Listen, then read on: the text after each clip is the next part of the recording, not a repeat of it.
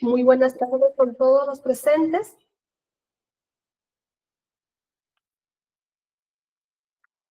Gracias por acompañarnos en esta octava conferencia virtual que organiza el programa presupuestal orientado a resultados de reducción de la violencia contra la mujer, PPOR 1002, que se realiza a través del aula virtual del Poder Judicial y en esta ocasión se denomina Actuación Procesal en Víctimas con Discapacidad.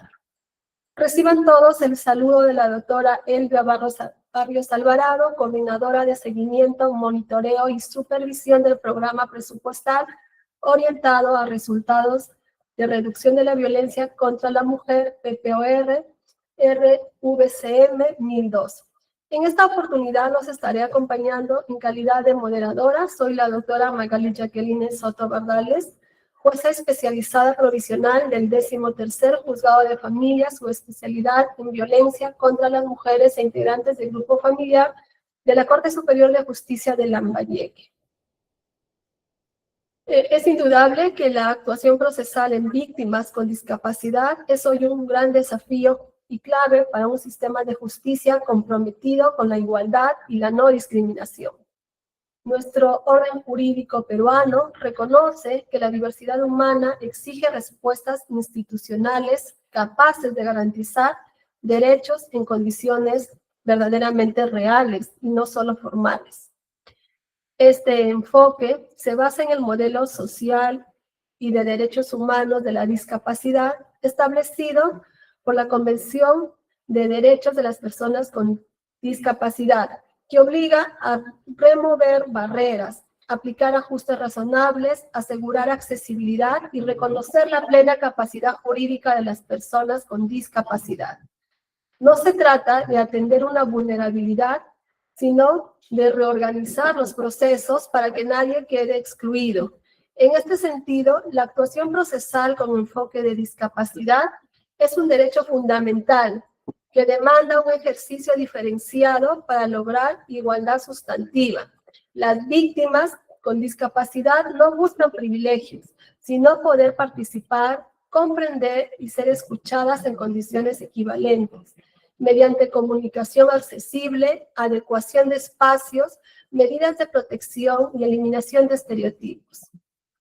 Este es el eje que nos convoca hoy, reflexionar sobre cómo transformar nuestras prácticas judiciales para construir un proceso verdaderamente inclusivo, garantista y acorde con los estándares internacionales de derechos humanos.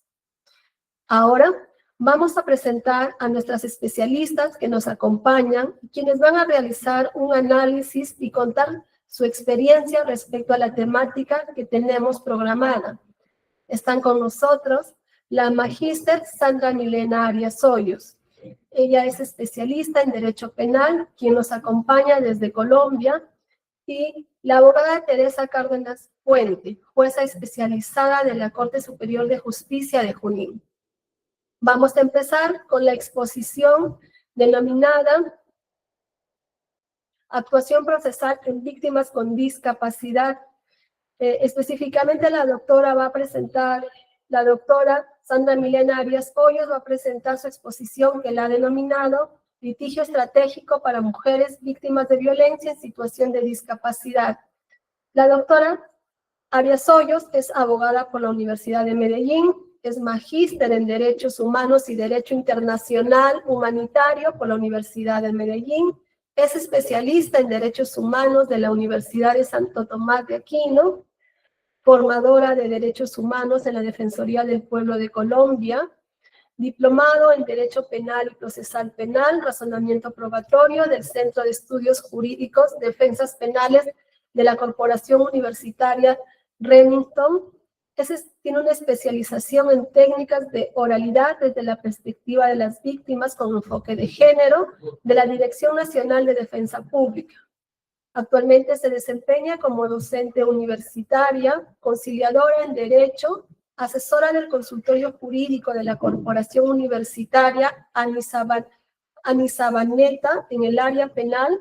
Es profesional jurídica en violencia de género y discriminación contra las mujeres en diferentes organizaciones de víctimas. y es coordinadora del Mecanismo de Defensa Técnica para la Representación a Mujeres Víctimas y o sobrevivientes de violencias basadas en género. Doctora Sandra Milena, tenga usted muy buenas tardes. Muchas gracias por su intervención y en este momento la dejamos en usted las pantallas para que usted nos pueda presentar su exposición. Bueno, muy buenas tardes para todos y para todas.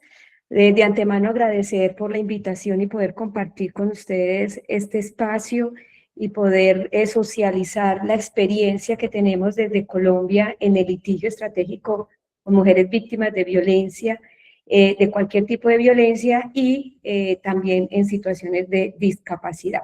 Entonces voy, porque el tiempo apremia, yo sé que es un tema que amerita también tener una amplitud para analizarlo. Trataré en la medida de lo posible de conversar en este tiempo algunos aspectos que me parecen relevantes y poder dejarles a ustedes inquietudes y en algún otro escenario poder ampliar aún más el tema de la violencia con situación o en situación de discapacidad.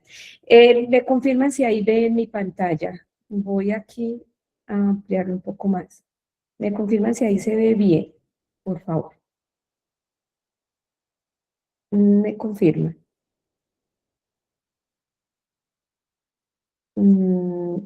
Alguien que me pueda confirmar si se ve perfecto la pantalla, sí, la diapositiva. Sí se ve. Ah, bueno, perfecto, listo, muchas gracias. Bueno, entonces he denominado en mi intervención como litigio estratégico para las mujeres víctimas de violencia en situación de discapacidad. ¿Por qué? Porque precisamente lo que buscamos nosotros como actores dentro de un proceso, y en especial un proceso penal o un proceso ante un trámite administrativo, llámese en comisarías de familia, cuando se están adelantando violencia intrafamiliar, o en procesos disciplinarios cuando se adelantan en instituciones de educación superior, cuando se presentan este tipo de violencias, es necesario plasmar un litigio estratégico. Esa es la herramienta que nos permite a nosotros enfocarnos, poder prender esa luz para llevar a un escenario varias situaciones. Una, que estamos frente a una mujer, y esa mujer es víctima de diferentes violencias, pero a ello le vamos a sumar que se encuentra en una situación de discapacidad. Eso hace que nosotros tengamos que tener una mirada desde un enfoque, y ese enfoque hace que nos permita a nosotros utilizar esta herramienta como lo es el litigio estratégico. Ahí es donde yo quisiera abrir con esta frase. Y es una frase que me permite entrar en este escenario para poder conversar frente a este asunto. Abro comillas: toda mujer con discapacidad víctima de violencia tiene derecho a una justicia accesible, a medidas de protección efectiva y a un trato digno que reconozca su autonomía. Su palabra es prueba, su dignidad es inviolable y el Estado está obligado a garantizarle verdad, protección y reparación integral.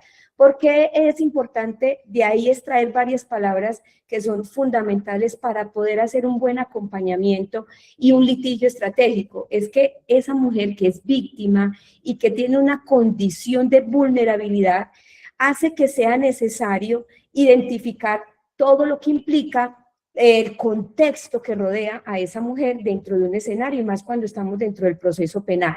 Dentro de ellas encontramos que esa mujer, cuando está en una situación de discapacidad, puede tener un contexto donde haya una negligencia, donde exista un abandono, donde exista control por ayudas de personas que en su momento se hace precisamente una adjudicación de apoyos, o para poder apoyarla en diferentes situaciones.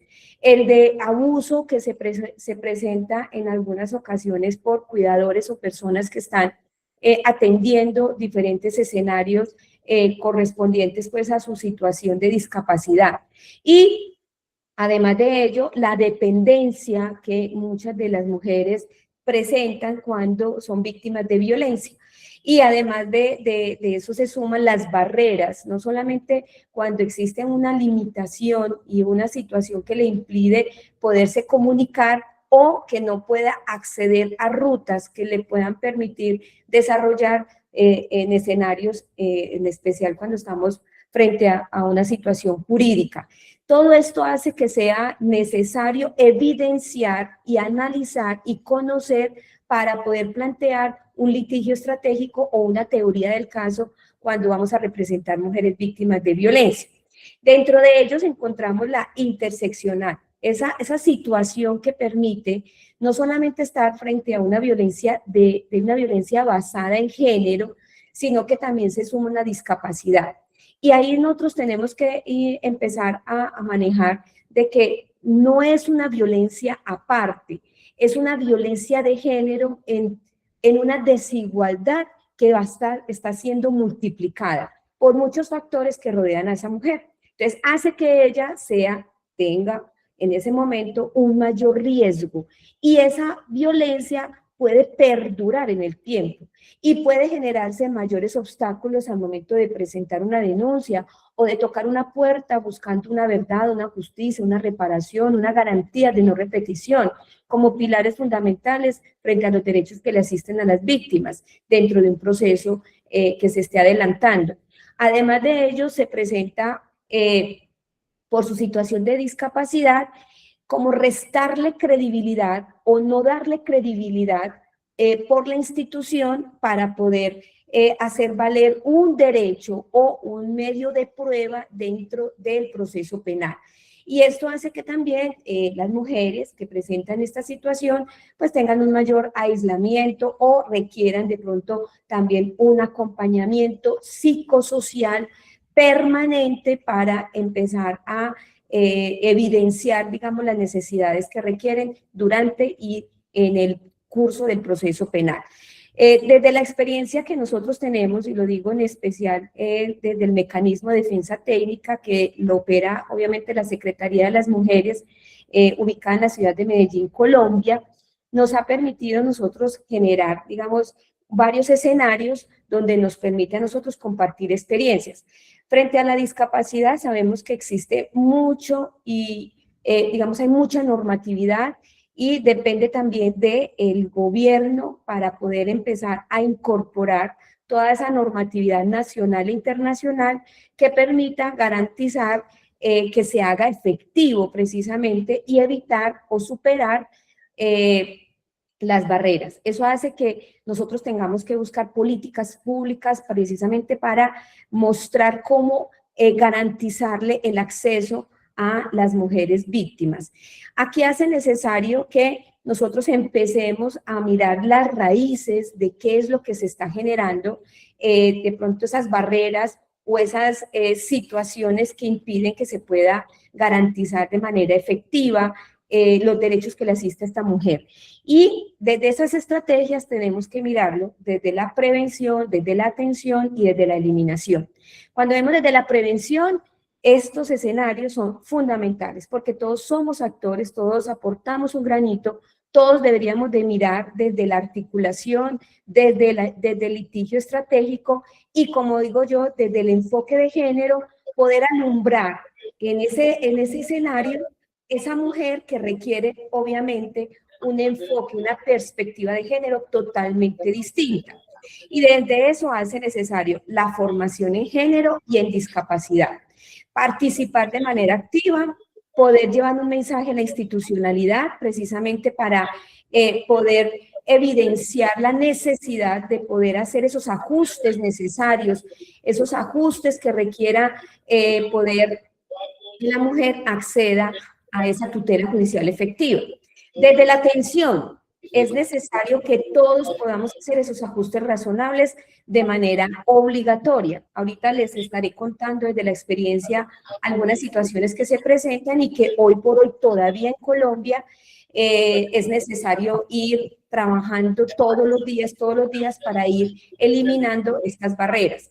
Canales de accesibilidad, equipos capacitados precisamente para conocer de acuerdo a la discapacidad, poder buscar esa igualdad para acceder al derecho que le asiste.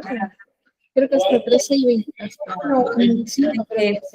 Para que me ayuden, por favor. Tenemos también una protección y una reparación. Dentro de la protección y la reparación tenemos que buscar servicios que permitan a esa mujer sentirse en lugares seguros. que puedan tener siempre un acompañamiento psicosocial continuo, un apoyo psicosocial continuo y poder entonces empezar a garantizar esos enfoques diferenciales. Esto como, digamos, una visión de manera global de lo que debe de encontrarse frente a la situación de litigio estratégico. Bueno, ahorita les decía que dentro del litigio estratégico buscamos que esa herramienta jurídica, que es precisamente la construcción de una teoría del caso, con estos enfoques, permita transformar estructuralmente la realidad que se le está presentando a esa mujer, que tiene una vulneración, una discriminación y que hace que obviamente existan factores de riesgo, como lo es el hecho de ser una violencia basada en género, obviamente con una discapacidad, y eso hace que sea necesario entonces apoyarnos del contexto o de la normatividad internacional y nacional.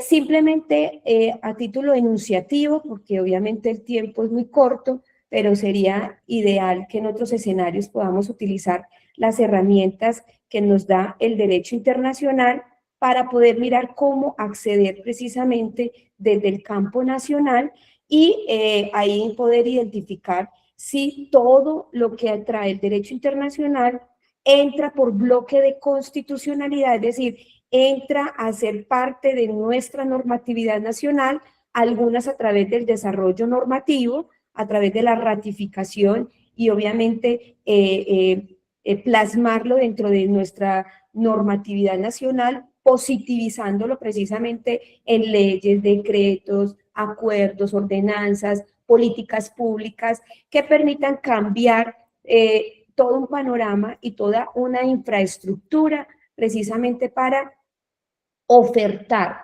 desde una oferta de ciudad las necesidades que se requieren para garantizar los derechos de las mujeres. Aquí tenemos varias, tenemos la Convención para la Eliminación de toda forma de violencia contra la mujer, que permite obviamente desarrollar en lo que tiene que ver con la discapacidad, precisamente la necesidad de contribuir en esos enfoques. Tenemos también la Declaración para eliminar la violencia contra la mujer, que lo trae la Organización Nacional, la Organización de Naciones Unidas. Tenemos obviamente la Declaración Universal de Derechos Humanos, tenemos obviamente algunas resoluciones que precisamente contemplan o consagran todo lo que tiene que ver con la discapacidad. También tenemos la Convención precisamente para la discapacidad y poder empezar a hacer estos ajustes razonables. Dentro del contexto nacional colombiano, pues sabemos que una persona que tiene una discapacidad para nosotros es completamente capaz. Lo que sucede es que se hacen a través de la figura de adjudicación de apoyos para poder hacer el acompañamiento de conformidad con la discapacidad, para poder mirar si es una adjudicación donde requiere obviamente una persona que le permita tomar decisiones, porque la persona no puede o no cuenta con digamos, el conocimiento para tomar decisiones frente a situaciones jurídicas, o simplemente el acompañamiento que se hace para la toma de otras decisiones que lo pueden hacer, digamos, sin necesidad de acudir a la vía judicial. Eso hace que cuando tenemos ese panorama, empezar a hacer valer los derechos de toda mujer víctima de una violencia con discapacidad en escenarios dentro del litigio y en especial el litigio penal. Bueno, yo aquí pasaré, pues, digamos, a simplemente enunciativo. Tenemos la Convención de Belén do Pará, que también obviamente trae y contempla todo lo que tiene que ver con los diferentes tipos de violencia. Aquí menciono algunos tipos de violencia que pueden obviamente sumar precisamente a esa mujer que tiene una discapacidad pero que está siendo víctima de una violencia. Estos son simplemente algunos. Tenemos unas violencias huérfanas que obviamente vamos teniendo otros tipos de violencia. Estos son los más conocidos: la violencia física, psicológica, sexual, económica, patrimonial, social, vicaria. Tenemos ahora la violencia digital y tenemos también la violencia institucional. Ahí es donde nosotros no podemos incurrir cuando nosotros participamos desde, digamos, desde un escenario de lo público y que a nosotros tengamos la posibilidad de eliminar esas barreras que de pronto hay vacíos o que de pronto no se tiene la posibilidad de garantizarle, pero hay que buscar la manera de poder ajustar razonablemente de acuerdo a la discapacidad para que puedan tener un acceso a una tutela judicial efectiva. Y ahí el papel de todos es fundamental. Digamos que todos contribuimos de alguna manera en poder garantizarle a esta mujer que tiene una protección constitucional y esta protección obviamente hace que sea reforzada y que todos tendremos que visibilizarlo dentro del escenario en el cual estemos actuando. Para Colombia, pues hablar de la legislación nacional es muy abundante. Colombia se ha caracterizado por riqueza descriptiva desde múltiples normas, pero al momento de hacerlas efectivas, donde, digamos, al momento de ajustarlo, vamos encontrando todas las barreras que son normales dentro de la institucionalidad, pero permite también plantear algunas soluciones para ir eliminando o ir superando dichas barreras. Entonces nosotros empezamos a activar todo lo que es el sector justicia, todo lo que es el sector de salud, y eso hace que tengamos que acudir a diferentes rutas de atención y ofertas de ciudad. Yo tengo que conocer cuáles son las ofertas de ciudad para que cuando una mujer llega víctima de violencia y además de ello con una discapacidad, yo pueda apoyarme de todas las herramientas que tiene, no solamente de mi quehacer, sino la oferta de ciudad para poder derivar a esa mujer para que pueda acceder a diferentes situaciones que requiera de acuerdo a las necesidades propias de la mujer. Por eso es tan importante la entrevista que se hace con ella, para empezar a conocer el contexto que lo rodea, para conocer cuáles son sus dificultades y poder empezar a tocar puertas de acuerdo a la oferta institucional. Eso es fundamental porque encontramos como las mujeres, como les decía al inicio, están siendo vulnerables, inclusive en un contexto de la misma familia, y les voy a poner ejemplos para que vayan teniendo, digamos, contextos desde la experiencia, y yo sé que para ustedes tampoco es ajeno, y en su litigio y dentro de su profesión o desde, digamos, desde la rama del poder público que permite evidenciar todos los escenarios, encontramos mujeres, y a mí me ha tocado desde el litigio, mujeres con nacimiento, desde el nacimiento con una discapacidad, y el mismo entorno familiar, estamos hablando del papá, la mamá, los hermanos, con quien convive, que debería ser su entorno protector, son quienes le causan esa violencia. Y esa violencia es cuando empiezan a aislarlo, cuando empiezan a generar comentarios, digamos que pueden ser ofensivos precisamente a esa mujer, cuando se considera para la familia una carga precisamente porque requiere o demanda una atención. Sin embargo, hemos visto a mujeres muy empoderadas que viven esa situación dentro de un entorno de violencia, pero que no han podido salir precisamente por la falta de autonomía económica, porque dependen de alguien. Y ahí es donde empiezan ellas a dar a conocer su situación y cómo poder entonces acceder a esa oferta de ciudad. Porque cuando podamos salir de ese entorno, ya empieza a superar esa barrera, a poder visibilizar las violencias que han venido siendo escenario permanente por parte de los núcleos familiares, y encontramos pues que logran capacitarse, logran buscar una fuente de ingreso, logran ser independientes y logran empoderarse de sus procesos para avanzar dentro de sus procesos, sean en el trámite penal o sean en el trámite ante comisarías de familia, que son quienes empiezan a generar medidas de atención y medidas de protección. Eso es fundamental porque eso es una herramienta que nos permite a nosotros, cuando estamos en el campo penal y tenemos que buscar una medida de protección, y esa medida de protección puede ser innominada, porque depende de las necesidades de la mujer, saber entonces cómo solicitarla, en este caso ante un comisario, para poder que la mujer permita continuar con su proceso legal, pero con atención desde, digamos, desde la reparación o desde la asistencia o la prevención. Inclusive, buscando un lugar más seguro, la podemos reubicar en otro lugar. Entonces ahí viene, por ejemplo, medidas de atención que consiste en un hotel temporal o en una casa refugio o hasta subsidio monetario, porque hay que sacarla de ese lugar donde está siendo violentada para que se sienta en un lugar seguro.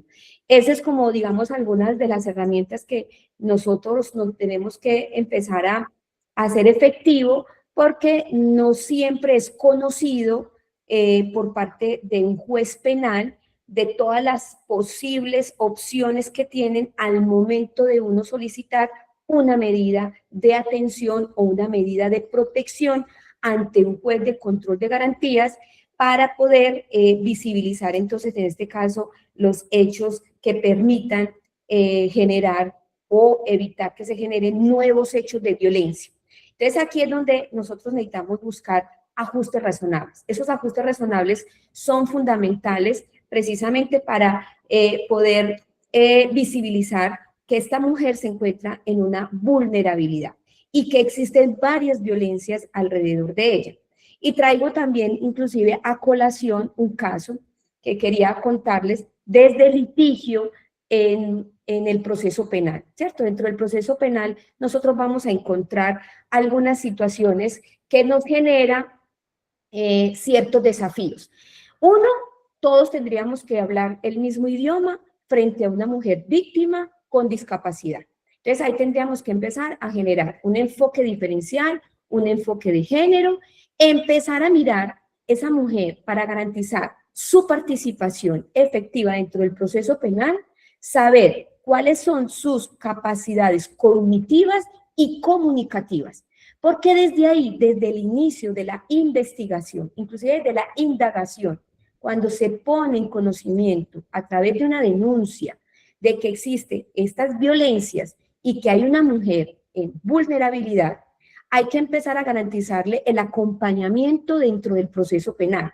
Hay que solicitar entrevistas forenses adaptadas precisamente a su condición de discapacidad, pruebas periciales con dependencia, vulnerabilidad, con discapacidad, porque eso me permite a mí sustentar la necesidad de que dentro de un proceso, y en especial cuando llegamos a la audiencia de juicio, poder garantizarle a esa mujer un acompañamiento en dupla, no solamente por la parte jurídica, sino también desde la parte psicosocial o digamos, jurídica y psicológica, que permita a la mujer desempeñarse adecuadamente dentro de la audiencia de juicio. Y también, cuando nosotros desde el inicio, desde el momento mismo en que nosotros estamos construyendo una teoría del caso, llámese representante judicial de víctimas que está haciendo el acompañamiento en la representación judicial dentro del proceso penal o ante el proceso administrativo, o llámese Ministerio Público, o llámese fiscal, o llámese juez o jueza, que permita entonces identificar cuál va a ser entonces esa estrategia de litigio. Hay que conocer cuáles son los tipos de violencia, que eso va acompañado precisamente a raíz de su discapacidad, que lo hace más vulnerable. Hay que analizar el tipo de discapacidad y cuáles son las barreras específicas que se presentan, cuál es la urgencia, que era lo que yo les decía ahorita, que cuando yo tengo un proceso penal que está en sus inicios a través de la denuncia y están actos de investigación, se hace el plan metodológico para recaudar elementos materiales de prueba o evidencia física o información legalmente obtenida. Si dentro de esas es necesario solicitarle a un juez de control de garantías medidas de protección o medidas de atención porque requiere de carácter urgente poderlo garantizarle a esta mujer, lo podemos hacer, y ahí es donde empezamos a generar, digamos, ciertos desafíos, porque a veces es poco conocido la posibilidad de que sí se puedan ordenar estas medidas de protección o medidas de atención, de acuerdo pues como a la oferta que se tenga por parte de el Estado, ¿cierto? De acuerdo al Estado.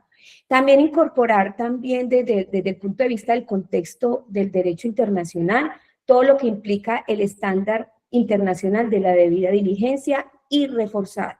Sabemos que la debida diligencia es precisamente para que existan trámites diligentes, rápidos, obviamente con toda la seguridad jurídica, con toda el debido proceso, con los enfoques, enfoque de género, perspectiva de género, flexibilidad probatoria, bueno, todo lo que implica cuando estamos frente a una mujer, y hablo de una mujer víctima de violencia, pero también puede ser una mujer dentro del proceso penal que está siendo acusada o investigada por el fiscal o la fiscal que está adelantando el proceso, y esa mujer, aunque está en el otro rol, que en este caso sería acusada, y tiene un derecho a garantizarlo a través de la defensa, pues ese también tendrá que buscar un enfoque de género para esa mujer que está siendo procesada y que tiene inclusive una discapacidad. Y ahí también hay que hacer un litigio estratégico. Lo mismo sucede cuando estamos frente a otros escenarios que permitan identificar la necesidad de hacer esta debida diligencia y estos ajustes razonables. Llámese una testigo que va a ser llamada a juicio y que presenta también una situación de discapacidad. Ahí también es necesario visibilizar la necesidad de hacer esos ajustes razonables y también de que se pueda garantizar esa debida diligencia. Entonces, dependiendo de la situación en la que se presente, digamos, la necesidad para garantizar este litigio estratégico, empezamos a mirar cuáles son las herramientas con las que contamos para poder visibilizar esta situación. Yo aquí traigo unas herramientas que, digamos, desde el derecho colombiano permite visibilizar como algunos asuntos que ha traído la Corte Suprema de Justicia a través de la jurisprudencia, y yo con eso, digamos, cerraría, porque yo sé que la intervención es corta, pero quisiera pues dejarles muchas inquietudes y casos que se han plasmado desde la experiencia. Yo les decía que hay un caso, les quiero contar un caso para que ustedes vean cómo desde el litigio en materia penal se presentan dificultades que permiten a nosotros evidenciar la necesidad de conocer cuáles serían las herramientas para poder generar un litigio estratégico. Para nosotros desde la defensa técnica nos llegó a nosotros un caso, lo voy a llamar el caso X, una mujer de 29 años de edad, mujer con síndrome de Down, víctima de violencia sexual, evaluada obviamente por medicina legal, y también tuvo un dictamen de medicina legal porque con un diagnóstico de retardo mental absoluto. Se inicia el proceso penal y entonces, claro, la comunicación que se tenía era con la mamá, pero se hizo el acompañamiento, obviamente, a esta mujer con estas condiciones, no solamente víctima de una violencia sexual, sino que también con una discapacidad. Y sabemos que en este escenario donde hay violencia sexual, pues hay una cantidad de situaciones que rodean el contexto, y es que muchas de las violencias sexuales, por no decir todas, ocurren en un escenario a puerta cerrada, o sea, es muy privado. Y contamos con el testimonio de la víctima directa, porque esa es la prueba que permite darle credibilidad precisamente a lo manifestado por la víctima. Entonces aquí empiezan a sumarse unas situaciones que impiden que de pronto se pueda llevar a cabo un proceso penal precisamente por la situación de discapacidad. Palabras más, palabras menos, ¿cuáles eran, digamos, los retos? Es que cuando llegamos a juicio, claro, la representación judicial de víctimas a través del acompañamiento en dupla, por la parte jurídica y la parte psicológica, empezaron a prepararla a ella para declarar en juicio. Y obviamente, a través de esa preparación, la posibilidad de un interrogatorio y un contrainterrogatorio por parte de la defensa. Entonces había que prepararla para que pudiera dar un testimonio fluido, que se pudiera comprender de acuerdo a su posibilidad de comunicación. Estábamos en juicio y efectivamente se hizo obviamente el acompañamiento con la psicóloga y la mujer X empezó a dar su relato. Ahí se empezó a presentar la primera barrera. ¿Por qué? Porque para todos era algo nuevo y obviamente el relato que estaba dando la mujer, para algunos era entendible, para otros no, a otros se les dificultaba poder comprender las circunstancias de tiempo, modo y lugar en el cual se desarrolló la violencia sexual y empezó la defensa a atacar. Ahí es donde es importante que todos estemos capacitados, porque una cosa es tener su litigio estratégico desde la defensa con su teoría del caso, pero que no vaya a revictimizar, en este caso, a la mujer que está siendo víctima dentro de un escenario del juicio. Y ahí es donde empezó la defensa a objetar precisamente de que la mujer venía siendo acompañada con la psicóloga, diciendo que estaba siendo preparada por la psicóloga para poder declarar en juicio, entonces que eso consistía en una preparación, que obviamente el relato no fue coherente, que no se daba a entender, entonces quería restarle credibilidad al testimonio. Desde la representación judicial lo que hicimos fue que solicitarle al juez que debía garantizarse precisamente su testimonio, que pudiera relatar los hechos de acuerdo a su forma de comunicar cómo fue las circunstancias de tiempo, modo y lugar, o sea, en qué parte del cuerpo fue, en qué lugar fue, quién fue, para que lo pudiera relatar y que no se permitiera entonces tomar, como lo pretende la defensa, de que el acompañamiento era una preparación del testigo para que relatara lo que quisiera decir, sino que al contrario, era necesario el acompañamiento de la psicóloga precisamente porque era un apoyo emocional por parte de la psicóloga a la mujer en juicio. Palabras más, palabras menos, fueron unas defensas precisamente para cambiar en ese momento la perspectiva que se tenía frente a una mujer víctima de violencia sexual con una discapacidad. Logramos que el juez hiciera los ajustes necesarios y que se pudiera entonces suspender la audiencia hasta que se pudiera garantizar el acompañamiento de una psicóloga para que pudiera dar su testimonio y valorarlo por el juez, porque era la prueba directa frente a circunstancias donde fue víctima de una violencia sexual con persona incapaz de resistir. Entonces, ya aquí dando la recta final de mi intervención para poderle también dar el uso de la palabra a quien me acompaña también en este panel, darles aquí simplemente unas ideas. El fallador, estoy hablando de la jueza o del juez, debe valorar la prueba, eliminando cualquier estereotipo, evitando prejuicios machistas, siempre con un enfoque diferencial y un enfoque de género, porque ello implicaría entonces un falso juicio de raciocinio. Hay que pensar mucho en los hechos jurídicamente relevantes, hay que conocer el contexto precisamente para todo lo que tiene que ver con la construcción de un caso.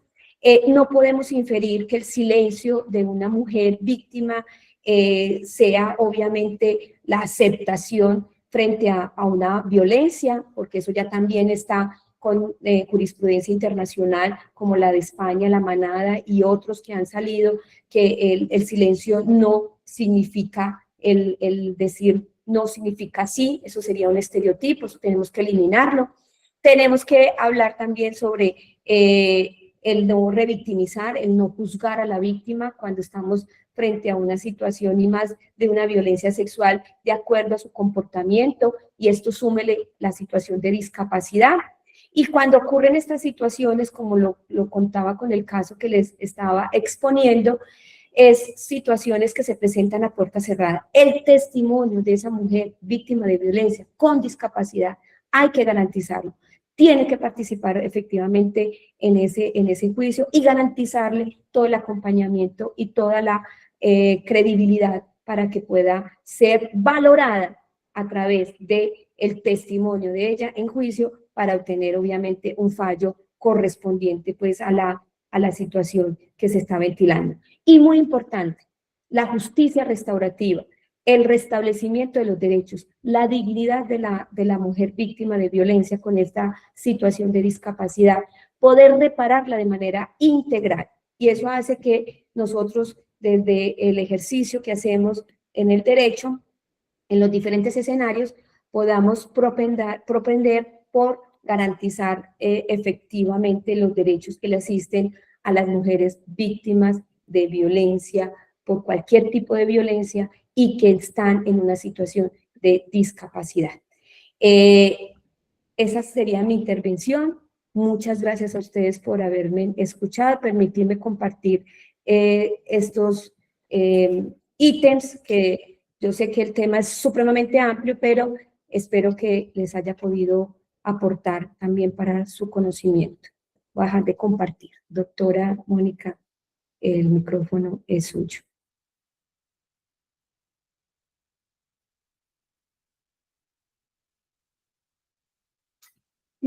Agradecemos, doctora Sandra Miriam Arias Hoyos, su valiosa intervención, la valiosa información que nos ha otorgado. Muestra de eso están las exposiciones virtuales de esos aplausos que nuestro público le conceden en muestra de agradecimiento por su participación. En este momento vamos a dar pase a la intervención de nuestra siguiente expositora, la doctora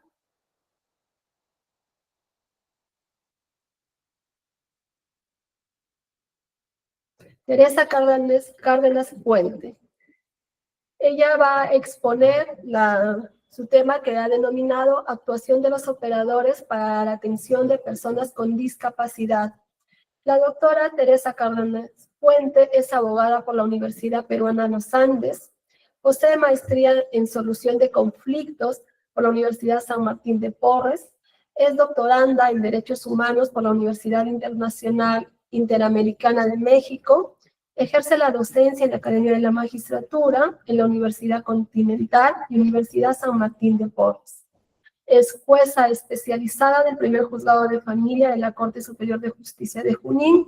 Es miembro del Consejo Consultivo y del equipo de vocería en materia de infancia del Poder Judicial ante el MIN y de la Asociación Peruana de Mujeres Juezas del Poder Judicial del Perú. Doctora Cárdenas, le reitero mis buenas tardes y dejo con usted el micrófono. Buenas tardes, doctora Magali, buenas tardes con todos los que se encuentran conectados, colegas, amigos.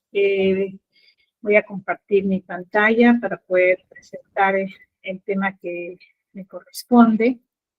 No sé si se logra ver ahí.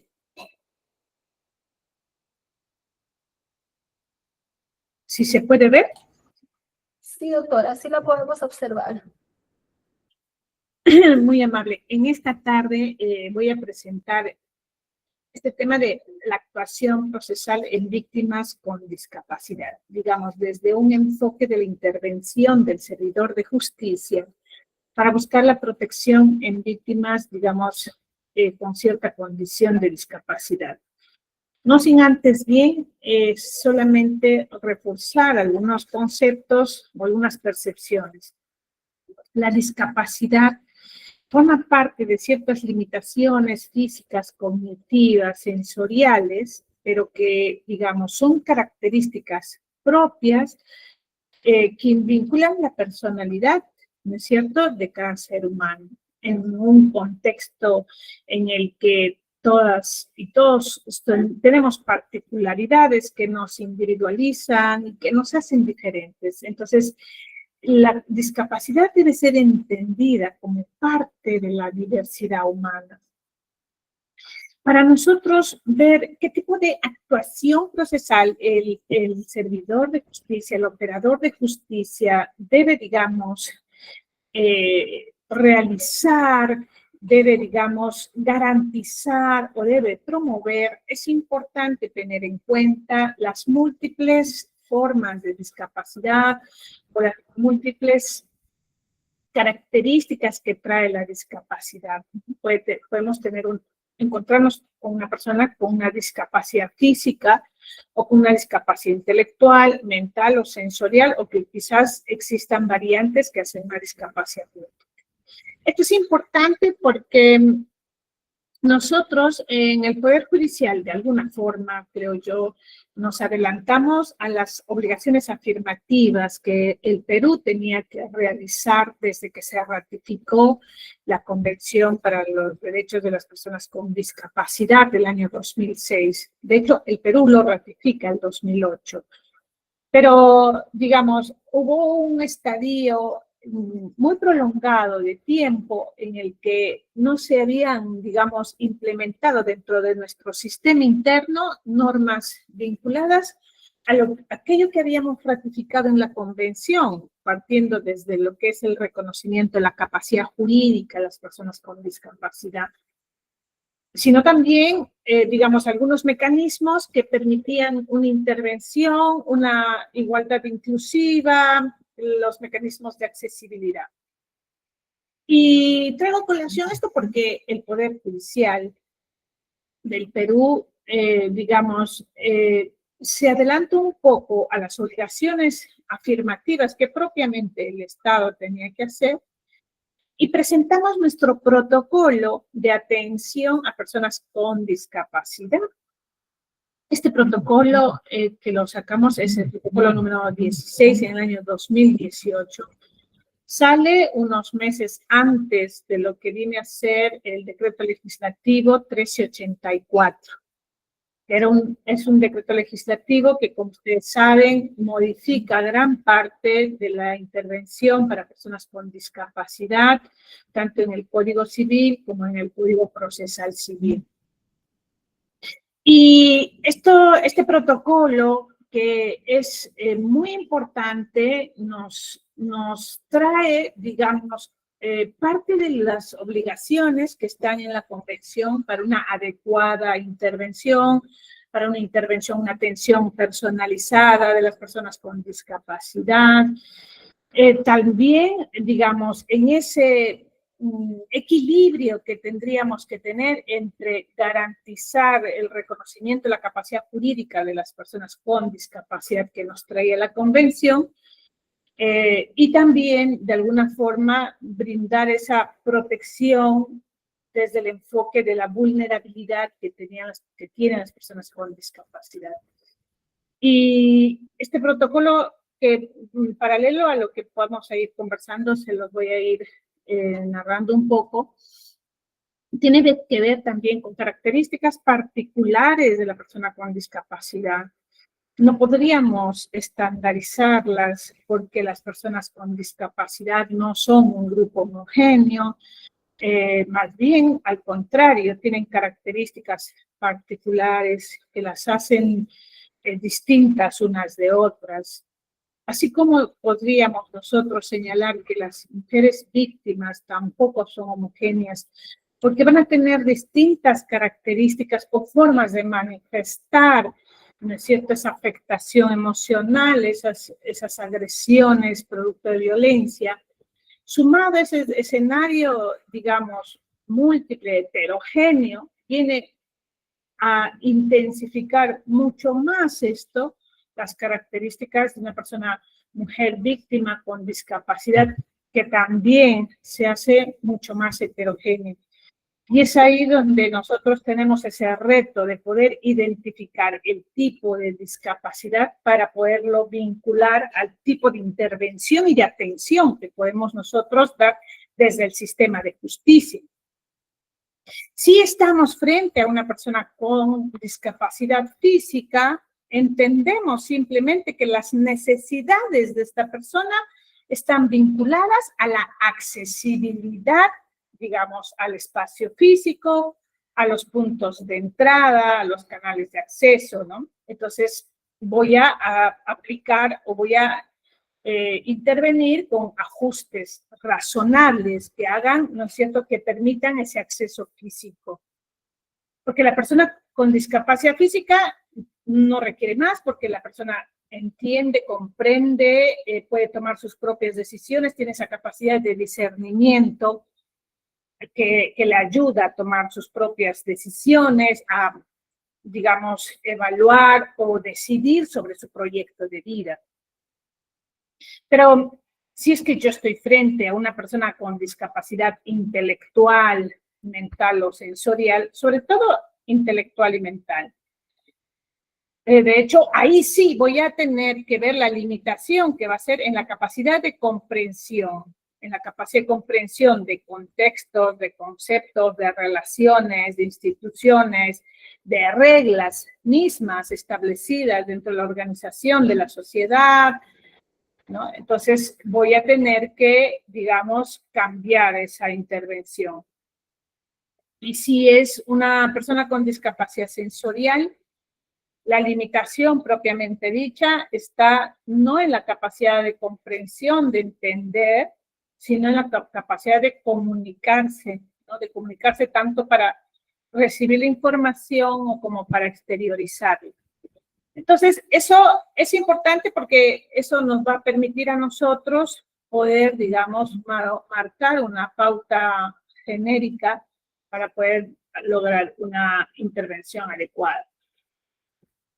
Entonces, para, digamos, contextualizar y evaluar a la persona con discapacidad que requiere esta atención jurídica, esta atención judicial, esta atención procesal, que ya se nos dijo es reforzada, es especial, es particular, no está estandarizada, debemos entender cuál es la dimensión de los derechos humanos de la persona con discapacidad. La persona con discapacidad, digamos, existe en su escenario dos vertientes. En principio, está presente situaciones de discriminación. La persona con discapacidad en su entorno está vinculada a situaciones de discriminación. La discriminación es, digamos, la justificación que el ser humano a lo largo de la historia ha dado para realizar tratos diferenciados a otros. Trato diferenciado a sus pares, tratos diferenciados en su comunidad. A través de la discriminación justifica tratos diferenciados, digamos. Esto lo hace porque existe una tendencia del ser humano a cierto empoderamiento frente a los demás. Y en búsqueda de ese empoderamiento es que el ser humano tiene como estrategia inconsciente de hacer o realizar o generar tratos diferenciados para poder, digamos, individualizarse, identificarse, empoderarse y que pueda, digamos, generar cierta exclusión. Y una de esas razones siempre ha sido en el ser humano las limitaciones que algunos pueden tener, tanto pueden ser físicas, mentales o cognitivas. Si ustedes se dan cuenta, en todas las convenciones que intentan proteger, sobre todo derechos de personas en condición de vulnerabilidad, todas tienen un objetivo común, un común denominador, que es enfrentar la discriminación. Y esta es enfrentada desde diferentes enfoques. Particularmente, las últimas convenciones específicas o temáticas vinculadas a cierto grupo vulnerable inician, digamos, el abordaje de ciertas disposiciones para proteger y garantizar los derechos de las personas en condición de vulnerabilidad desde, digamos, identificar las causas de discriminación, digamos, que identifican la problemática sobre la cual se pretende abordar con las disposiciones que se presentan en un determinado tratado. Entonces, esta discriminación específica a personas con discapacidad que se ha dado a lo largo de la historia por limitaciones físicas, sensoriales, digamos que ha generado ciertos contextos en la persona con discapacidad. La discriminación trae como consecuencias La desigualdad de oportunidades laborales. Las personas con discapacidad no están en las mismas condiciones de igualdad para poder acceder a las oportunidades laborales. Ciertamente están mucho más restringidas, porque también esto está vinculado a ciertas limitaciones, tanto en el ámbito educativo o el desarrollo de habilidades, porque la misma sociedad, la misma familia las percibe como personas incapaces de poder realizar actividades propias que les generen, digamos, ingresos o por las que puedan atender su propia sobrevivencia. Muchas veces la situación estigmatizada o situaciones de discriminación vienen en el propio entorno familiar y esta trasciende a los contextos sociales. Estas oportunidades laborales en condiciones de desigualdad o limitadas en todo caso van a traer como consecuencia un indicador trascendental para poder, digamos, radicalizar, dramatizar la condición de vulnerabilidad de las personas con discapacidad, que al no tener estas oportunidades laborales tienen dificultades para la sobrevivencia, para atender su propia sobrevivencia. Esto no queda ahí porque esto no es tan simple. Esas dificultades para poder atender su propia sobrevivencia generan o ponen, ¿no es cierto?, dentro de las relaciones interpersonales que tiene la persona con discapacidad o en su propio entorno, generan situaciones o indicadores de dependencia. Entonces, la dependencia económica va a estar presente siempre, ¿no? Porque existen estas causales justamente de dificultades que tiene para atender su propia sobrevivencia devenidas de limitaciones en oportunidades laborales. Y desde otra dimensión, cómo se afectan los derechos humanos de las personas con discapacidad es porque esas mismas limitaciones físicas, sensoriales o cognitivas son vistas como muestras de debilidad, son vistas como muestras de inferioridad a la percepción errada dentro del contexto social, que hace, ¿no es cierto?, que se construyan sobre ellas relaciones asimétricas de poder con los familiares, con la pareja, con las personas, digamos, de los que la persona con discapacidad depende, generándose relaciones, digamos, asimétricas, relaciones de poder, relaciones de asimetría con la familia, con la pareja, vinculadas siempre a condiciones de vulnerabilidad, limitaciones, etc. Y que este uso de la fuerza, estas relaciones desequilibradas en contextos de violencia se ven mucho más reforzadas con la presencia de estereotipos de género, que son mucho más intensas porque, por ejemplo, si es que hablamos sobre violencia de género, sobre violencia o la afectación de los derechos de las personas con discapacidad, de mujeres, que también, digamos, puedan tener esa facilidad o esa oportunidad de poder decidir, de poder proyectar su propio proyecto de vida. Muchas de ellas son restringidas, por ejemplo, del derecho a cuidar de sus hijos, del derecho mismo a tener a sus hijos, o de tener hijos incluso, de poder tener relaciones afectivas, ¿no? Porque ello está limitado, se contextualizaría o se dramatizaría mucho más aún la situación de vulnerabilidad y la familia de alguna manera trata de evitarlo. Y si por A o por B la persona con discapacidad llega a la procreación, pues es limitada en sus derechos y finalmente separada de sus hijos. Porque hay, digamos, una percepción de que siendo una persona con discapacidad y que siendo quien debe cuidar de los hijos, no podría realizarlo, entonces, de alguna manera, esto va a generar una afectación o una restricción de los derechos mismos de la persona con discapacidad.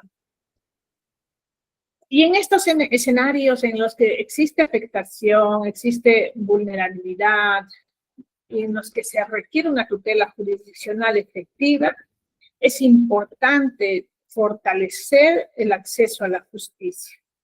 Y un acceso a la justicia personalizado, reforzado, y que responda a las necesidades específicas de la persona con discapacidad. Pero de distintos enfoques, porque la persona con discapacidad, desde un enfoque desde el ámbito de su condición de mujer, vamos a tener un grupo de personas con discapacidad víctimas. Pero también hay personas con discapacidad, adultas mayores o simplemente adultas que también son víctimas de violencia. Y lo que es peor aún, hay niños y niñas con discapacidad que también van a ser víctimas de violencia. Entonces, si nosotros queremos especificar o delimitar el tipo de víctimas a las que corresponden las personas con discapacidad, vamos a tener, digamos, situaciones muy heterogéneas, ¿no? Que pueden estar presentes tanto mujeres con discapacidad, niños y niñas con discapacidad, adultos mayores con discapacidad o los mismos adultos o adultas con discapacidad. Y ahí se hace, digamos, se pone de manifiesto el enfoque interseccional, la importancia del enfoque de interseccionalidad para poder evaluar las distintas, digamos, condiciones que tiene la víctima, que nos planteen las necesidades particulares de esta víctima especial. Y que pueda, digamos, superarse esos obstáculos que pueden existir para acceder al sistema de justicia. Pero también vinculado a otros servicios vinculados al de justicia, como pueden ser los servicios sociales, temas de inclusión social, atención médica, educativa. Entonces, cuando nosotros hablamos del acceso a la justicia para personas con discapacidad, tal como lo señala la Convención de los Derechos de las Personas con Discapacidad en su artículo 13, es un derecho fundamental que exige protección reforzada. Y vamos a ver por qué la protección que debe, digamos, realizar el Poder Judicial a través de sus distintos órganos jurisdiccionales debe ser reforzada, tanto porque pueden ser víctimas de violencia, de delitos, justamente es para hacer frente a esas condiciones de vulnerabilidad específicas que han, digamos, limitado el ejercicio de los derechos de las personas con discapacidad en igualdad de condiciones. Esa protección reforzada implica eliminar barreras, tanto actitudinales como propias del entorno. Barreras actitudinales desde la perspectiva de los operadores, en las que existen muchos sesgos cognitivos negativos que hacen que el operador tenga una percepción de la persona con discapacidad como una persona de menor valía, como una persona en la que todo momento requiere de una protección propia de una debilidad. Lo que se requiere en protección es cuando la persona con discapacidad es víctima. Pero lo que queremos en sí, cuando hay una atención judicial a personas con discapacidad, es justamente el equilibrio de ese ejercicio de autonomía de voluntad, de su reconocimiento de capacidad jurídica y de las condiciones de igualdad que debe tener la persona con discapacidad, que también se encuentre involucrada en un proceso judicial, que tenga igualdad de oportunidades, tanto de defensa como de igualdad de armas, en el ámbito de la intervención, de la defensa, de la respuesta, que a veces por la limitación misma que tiene la persona con discapacidad no es igual. Y por eso es importante que esas barreras o esas desigualdades puedan ser reguladas a través de diferentes mecanismos o garantías que el Poder Judicial debe implementar. Claro, están de por medio también los ajustes, digamos, razonables, pero lo más importante para nosotros son los ajustes de procedimiento. Los ajustes de procedimiento que vienen a ser justamente esas medidas intraproceso. En cambio, los ajustes razonables son esas medidas extraproceso, de accesibilidad a espacios físicos, de accesibilidad a información general, sin que ello genere una desproporción en atención a las demás personas o en la accesibilidad a las demás personas. Pero los ajustes de procedimiento son intraproceso. Y independientemente de los ajustes intraproceso que se deben implementar, se debe asegurar la participación plena de las personas con discapacidad. En muchas audiencias, incluso cuando las personas con discapacidad pueden estar presentes, el familiar que lo acompaña o el familiar que está a cargo de su apoyo o de su cuidado, normalmente es quien intenta responder todas las preguntas que le hace el juez o la interacción. Y eso a veces no es correcto, porque la persona con discapacidad tiene que responder. Y si probablemente no responde, porque no puede comunicarse, de igual manera esto debe ser evidenciado desde el principio de inmediación por el juez. No de manera directa las respuestas, ¿no? ¿Cuántos años tiene? Bueno, él tiene 15 años, pero en realidad parece un niño de 3, este es su diagnóstico. Señora, disculpen, no le hemos preguntado a usted, estamos preguntando a él, porque la interacción es con la persona con discapacidad. No es que él no le va a responder bien, puede no hacerlo, o puede simplemente responder con lenguaje gestual, pero es el espacio de interacción de la persona con discapacidad. Y que a veces como operadores debemos garantizar esa participación plena, porque la persona con discapacidad es un sujeto de pleno derecho como cualquier parte judicial. Y es importante, ¿no es cierto?, garantizar su participación efectiva. Aunque sea mínima, aunque sea limitada, restringida por la comunicación, pero el espacio de participación debe estar presente.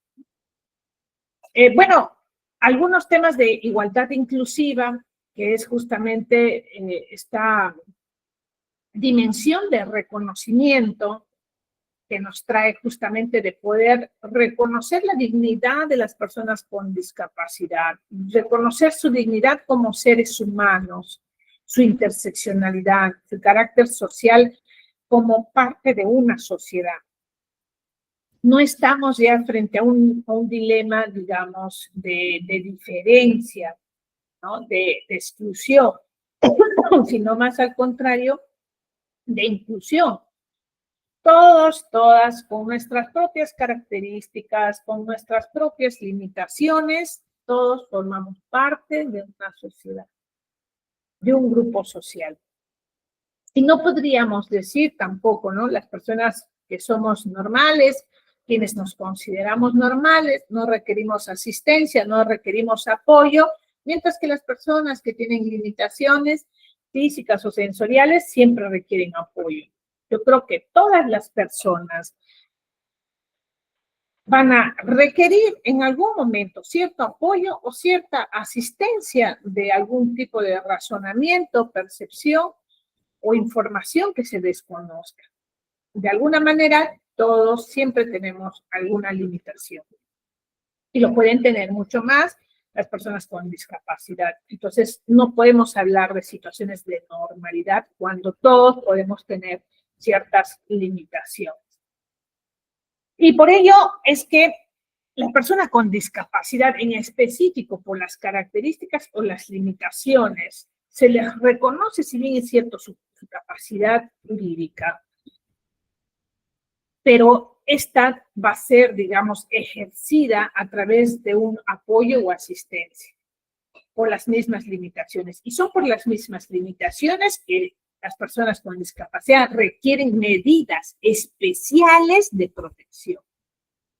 ¿Qué caso tiene una convención, digamos, temática, una convención específica para abordar derechos específicos de personas con discapacidad? Porque alguien podría decir si la Convención Americana de Derechos Humanos nos incluye a todos, ¿no? Con nuestras limitaciones, con nuestras diferencias. ¿Y cuál sería entonces la función de una convención específicamente para personas con discapacidad, para personas adultas mayores? Es que podemos tener estandarizados ciertos derechos, pero la aplicación, la efectividad va a tener un enfoque diferenciado en la búsqueda de su efectividad, en la garantía justamente de su protección. Y por eso es que se requieren medidas especiales de protección. Medidas especiales que no pueden estar, digamos, desvinculadas justamente de la condición de la víctima. Estas medidas especiales deben estar orientadas siempre a garantizar la igualdad. Mientras no se logre ese objetivo, digamos que estaríamos en situaciones también de discriminación. Es importante tener en cuenta, ¿no?, que las personas con discapacidad tienen diferentes necesidades específicas, que cuando uno busca su protección es mucho más complejo, porque a veces las personas con discapacidad pueden inclusive generar ciertos hechos de agresión, como probablemente en algunos casos lo genera la persona que tiene esquizofrenia. Una persona que tiene ese diagnóstico tiene que seguir un tratamiento, tiene que seguir, digamos, pautas establecidas de medicación, pero que muchas veces es sumamente complejo. No es que la persona con discapacidad de un momento a otro decida no tomar las medicaciones, decida no tomar el Valtrax o cualquier otro medicamento que sea suministrado para controlar, digamos, los efectos del diagnóstico o de la enfermedad que tenga. Es sumamente complejo porque estos medicamentos generan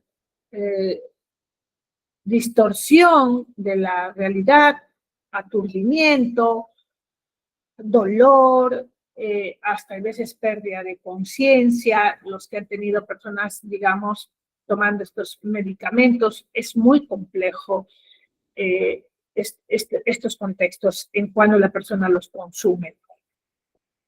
No podríamos nosotros desde un ámbito, ¿no?, de juzgar y decir, bueno, esta persona ejerce violencia y bueno, es que no ha tomado los medicamentos y qué medidas de protección se pueden dictar frente a esta situación, porque las personas con discapacidad requieren ese medicamento o normalmente no quieren ingresar a un centro de cuidado, de atención, a veces privado, ¿no? Entonces eso se vuelve una situación en la que nos encontramos en cierta contraposición, porque por un lado pueden, digamos, estar los derechos de las personas que son cuidadoras, que son familiares de la persona con discapacidad, y del otro, los mismos derechos de la persona con discapacidad.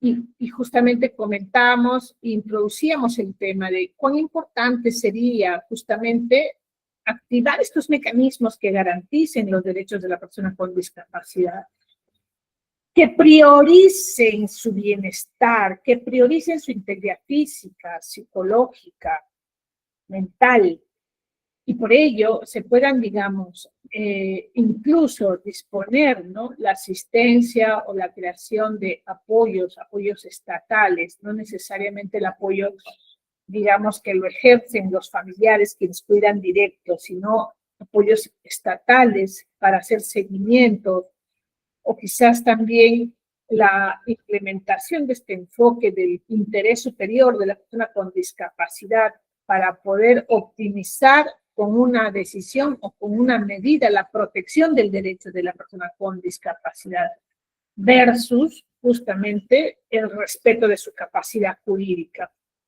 Porque muchas de las personas con discapacidad van a señalar, digamos, su negativa al tratamiento, su negativa al ingreso, y eso, digamos, es un campo de debate, es un campo de situaciones en las que no podríamos tener posiciones determinadas o posiciones físicas, porque cada caso va a tener sus propias características, va a tener sus propios dilemas. Entonces, no podríamos estandarizar en todos los casos debe aplicarse de medidas de protección reforzadas para poder ser internadas o para poder, digamos, no respetar sus derechos, autodeterminarse o a ejercer su propio proyecto de vida. Entonces, son dilemas que siempre vamos a tener presente al momento de evaluar la protección efectiva de las personas con discapacidad. Igualmente, hay obligaciones, medidas especiales, acciones positivas que tiene que realizar el Estado. El Estado tiene que realizar unas medidas como lo hizo el Poder Judicial con este protocolo 016-2018, donde ustedes van a encontrar incluso un paquete de estándares de recepción y contacto de la persona con discapacidad.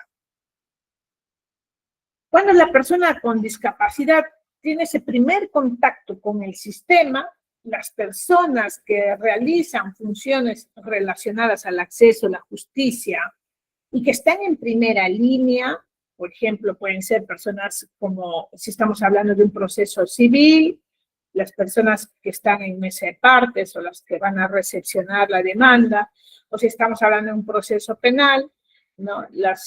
Los efectivos policiales quienes van a recepcionar la denuncia. Son agentes de primera línea que tienen el primer contacto. Entonces, el protocolo señala específicamente que las personas que realizan estas funciones vinculadas al acceso a la justicia deben identificar a la persona con discapacidad desde un contacto inicial. Desde el contacto inicial que tiene, se debe identificar si es que la persona tiene limitaciones que puedan hacer que nosotros activemos tanto ajustes razonables como ajustes de procedimiento, sin necesidad de tener que todavía condicionar esta implementación de ajustes a la evidencia o a la verificación de un certificado de discapacidad. Simplemente puede ser una declaración jurada o la propia evidencia o observación que pueda tener el operador de justicia. Por decir, si es que llega una persona ciega o una persona que tenga limitaciones visuales, si llega una persona en silla de ruedas, si llega una persona con síndrome de Down, o cualquier discapacidad evidente debe ser atendida inmediatamente sin necesidad que sea creíble. Es decir, el operador de justicia no debe esperar que sea el abogado o sea la misma parte quien solicite la implementación de ajustes razonables o ajustes de procedimiento. Estos ajustes o este tipo de intervención reforzada particular debe darse al primer contacto. Entonces, son medidas especiales. Y bueno, la vulnerabilidad versus la necesidad de protección. Cuando nosotros hablamos de ese binomio de respeto a la capacidad jurídica, sin embargo, del otro lado tenemos no solamente el reconocimiento de su capacidad jurídica a las personas con discapacidad, sino también esos indicadores de vulnerabilidad que hacen que nos encontremos muchas veces en situaciones o dilemas complejos. Las características de las vulnerabilidades pueden ser diversas si es que queremos clasificarlas. La que nos importa mucho en personas con discapacidad son indicadores de vulnerabilidad por la idiosincrasia.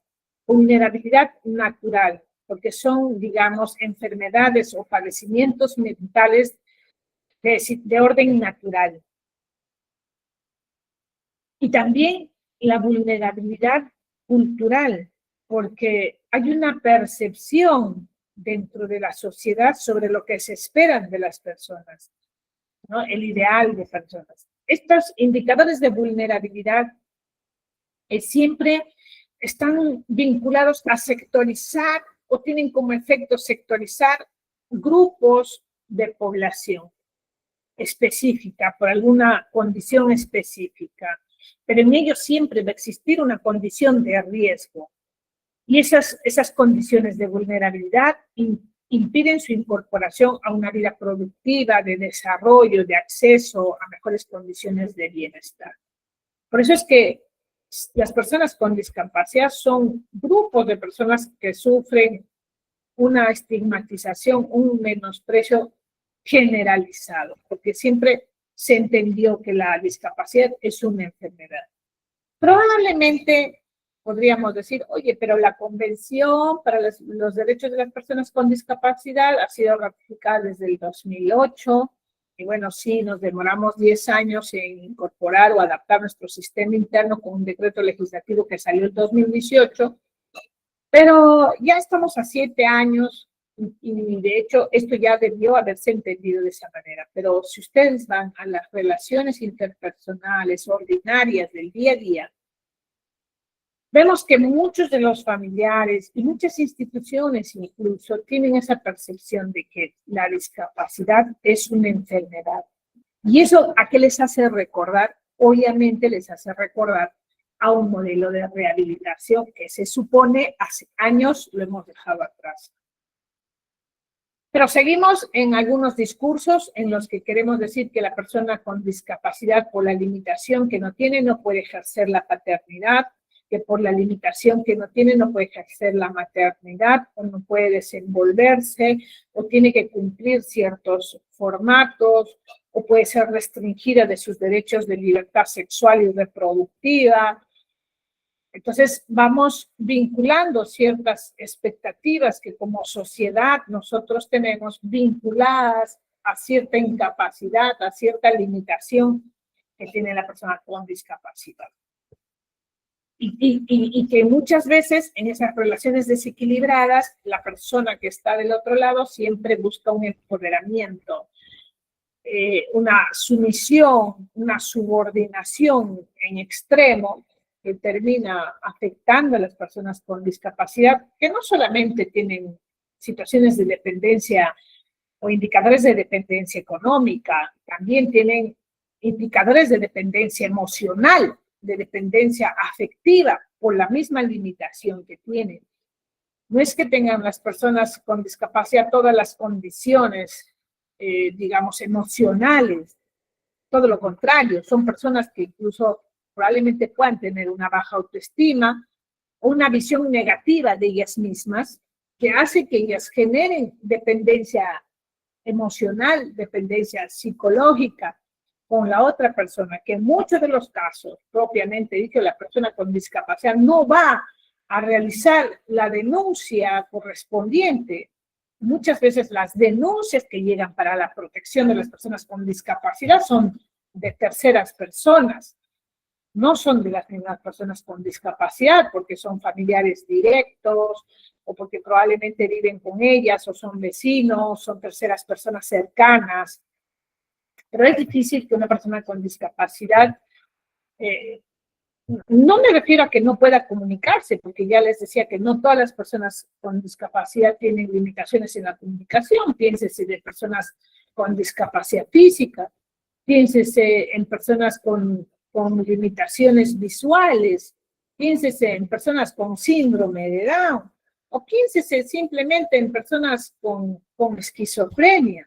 Las personas con esquizofrenia incluso comprenden, se relacionan, interactúan bien, ¿no? Entonces va a depender del tipo de esquizofrenia, si es que es controlada o no. Pero no es que tengan limitaciones para comunicarse. Pero aún en ese escenario, pudiendo comunicarse, muchas de las personas con discapacidad no han digamos, formulado denuncias directas. Obviamente porque los indicadores de dependencia en ellos está mucho más presente. Estas características de vulnerabilidad se manifiestan de distintas formas en distintos grupos determinados, pero las características de vulnerabilidad tienen una dimensión integral por la existencia de la misma. Por cualquiera de las causas que den origen, implica una afectación, no de uno, sino de varios aspectos de la vida de las personas que tienen o que están vinculadas a estas limitaciones o a estas vulnerabilidades. No es solamente, digamos, un aspecto de su vida. Ese aspecto de su vida está relacionado con un todo. Por eso es que esas características tienen un efecto integral, tienen un efecto incluso hasta progresivo. Es como un efecto dominó, se acumula y aumenta en intensidad, ¿no? Y provoca consecuencias cada vez más graves porque se van interactuando y relacionando ciertos indicadores.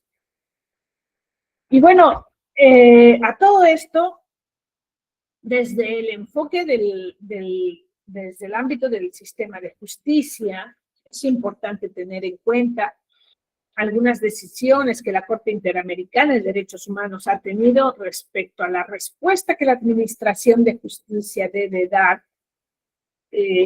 en casos de que las personas con discapacidad estén vinculadas en los procesos. Uno de ellos es el caso Forlan y Familiares versus Argentina, que nos trae esta existencia de intervención oportuna, intervención célere, que, digamos, evite cierta dilación del plazo, que se cumpla con el plazo razonable, que permita garantizar una efectiva respuesta a los derechos y a la tutela de derechos de las personas con discapacidad. Y bueno, esto desde un modelo social, los principios de la actuación va a ser justamente que se promueva la igualdad, no discriminación dentro de los procesos judiciales, garantizando o procurando que la persona con discapacidad pueda estar en la misma posición o igualdad de armas para poder ejercer sus derechos o tutelarlos. También está la autonomía y participación. Es importante tener en cuenta el respeto y la voluntad de las preferencias de la víctima, que la víctima con discapacidad sea escuchada y que sus necesidades sean atendidas desde su propio enfoque, desde su propia necesidad. Y obviamente la accesibilidad. La accesibilidad tanto a los espacios físicos como a la información u otros. ¿Qué mecanismos tenemos para la reducción nosotros de estas barreras o de estos obstáculos a propósito de cumplir justamente con las garantías de un acceso a la justicia de personas con discapacidad, que nos trae esa obligación de que el acceso a la justicia para personas con discapacidad esté en igualdad de condiciones con los demás? Y ahí es donde nos trae mediante ajustes razonables y ajustes de procedimiento. Y estos mecanismos que permitan, digamos, enfrentar esas barreras actitudinales y barreras de entorno que existen. Y vamos a ver en cuanto a la accesibilidad y ajustes razonables y ajustes de procedimiento.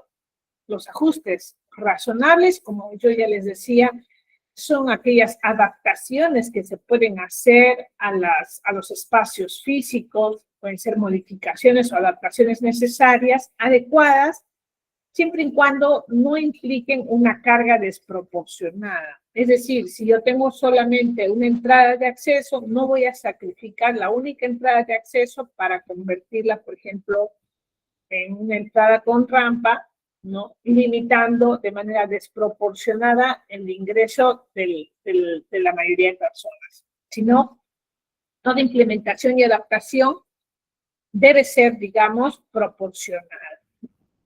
A diferencia de los ajustes de procedimiento, que nosotros, digamos, no lo entendíamos muy bien. El artículo 13 de la Convención nos establecía la necesidad de implementar ajustes de procedimiento, que muchas veces eran confundidos con los ajustes razonables.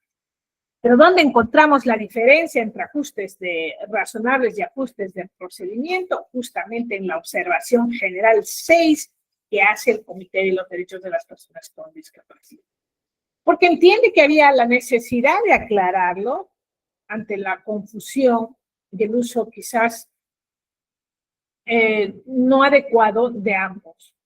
Los ajustes de procedimiento son esas adaptaciones para el acceso a la persona. Pero los ajustes de procedimiento son medios para hacer valer efectivamente el derecho a un juicio imparcial.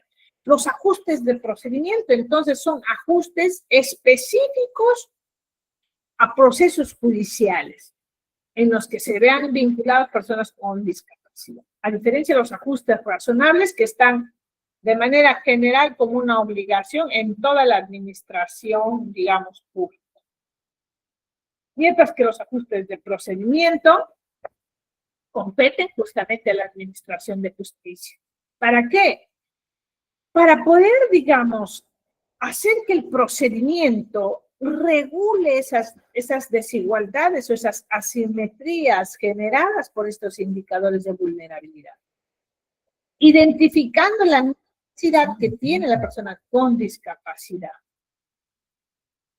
Entonces, podemos ver, ¿no?, que se pueden implementar servicios de intérprete en lenguaje de señas, se puede brindar información jurídica y judicial en formatos accesibles, la declaración puede ser reajustada o puede ser una declaración adaptada a las necesidades de la persona con discapacidad. También podemos buscar los espacios. Miren, es muy complejo a veces hacer una entrevista única en Cámara GESEL con personas con discapacidad que tengan, digamos, una discapacidad intelectual o mental. Es muy complejo en el momento de la individualización del agresor. Por eso, para nosotros poder hacer ciertos ajustes que nos permitan llegar al objetivo o llegar a la finalidad, es importante incluso que en la entrevista pueda incorporarse a una persona de confianza, a la persona con discapacidad.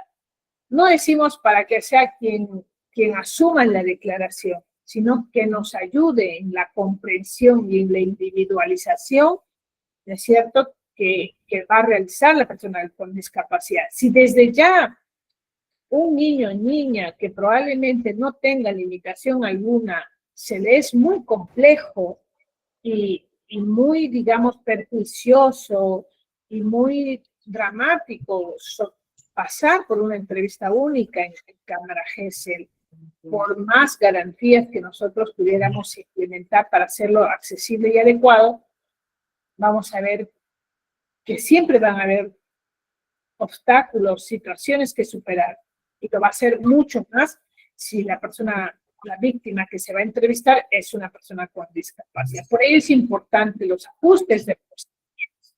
Probablemente en otras condiciones pueda no estar la persona, una persona de apoyo, una persona de asistencia, pero si esto es posible para lograr una adecuada comunicación para la individualización, por ejemplo, del agresor, vamos a tener que realizar. O quizás también... Doctora Teresa, disculpe que la interrumpa. Por favor, quedan 5 minutos para su exposición. Le pongo conocimiento. Ya, muy amable, gracias. El reconocimiento de distintas formas de comunicación, la adaptación de su uso y la accesibilidad física en todas las etapas del proceso, ¿no? Que no solamente debe estar desde el inicio, sino hasta incluso la información a través de los medios posibles para poder informar de manera directa con cualquier medio que se nos pueda hacer entender a la persona con discapacidad sobre las decisiones judiciales y no hacer que éstas dependan propiamente dicho de la persona o del abogado o de los familiares que puedan estar acompañándolos. Esto es lo que yo les quería compartir. Muchísimas gracias por la atención prestada. Gracias.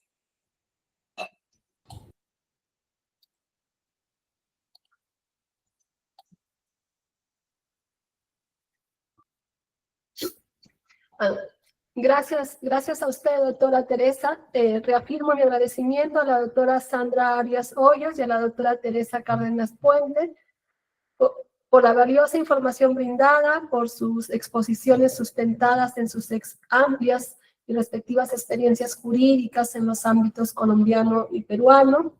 Sus aportes sin duda que enriquecen de manera significativa nuestra formación académica y serán de gran utilidad en el ejercicio de nuestras funciones profesionales.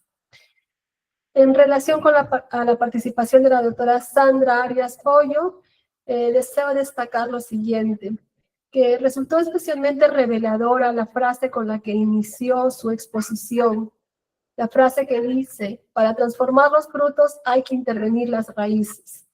Bajo esta premisa, la doctora Arias construyó y precisó que el litigio estratégico es una herramienta jurídica orientada no solo a resolver un caso individual, sino a transformar de manera estructural situaciones de discriminación o vulneración de derechos. Para ello, nos recordó que las estrategias deben abarcar la prevención, la atención y la eliminación de las vulnerabilidades. Asimismo, nos subrayó que toda mujer con discapacidad víctima de violencia tiene derecho a una justicia accesible, a medidas de protección efectivas y a un trato digno que reconozca su autonomía. Ella nos sostuvo que la palabra de una mujer constituye prueba, su dignidad es inviolable y el Estado está obligado a garantizarle verdad, protección y reparación integral. Nos resaltó también que la necesidad de fundamentar el litigio estratégico, tanto en la normatividad internacional como en la normatividad nacional, es una obligación. Que se aseguren procesos con enfoque diferencial y de género. Que se asegure la implementación en estos procesos de ajustes razonables y que se busque una justicia restaurativa que garantice la protección integral de las víctimas con discapacidad. En relación a la participación de la doctora Teresa Cárdenas Puente, quisiera destacar lo siguiente.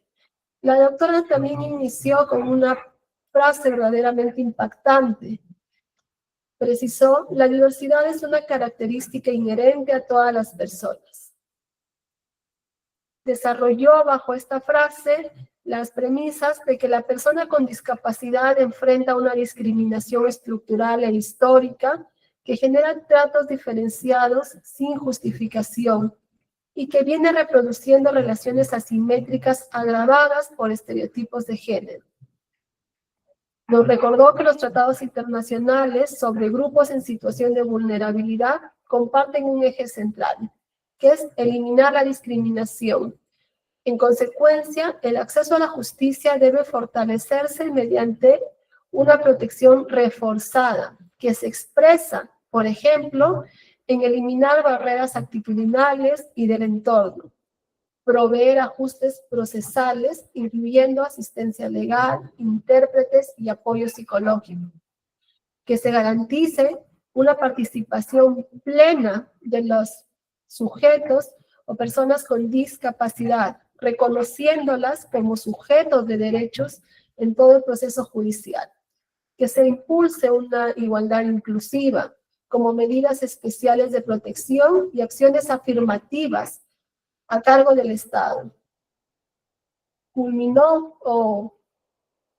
en la atención de las vulnerabilidades es importante tener presente el modelo social de la discapacidad, que desplaza el foco de la deficiencia individual a la deficiencia del entorno social.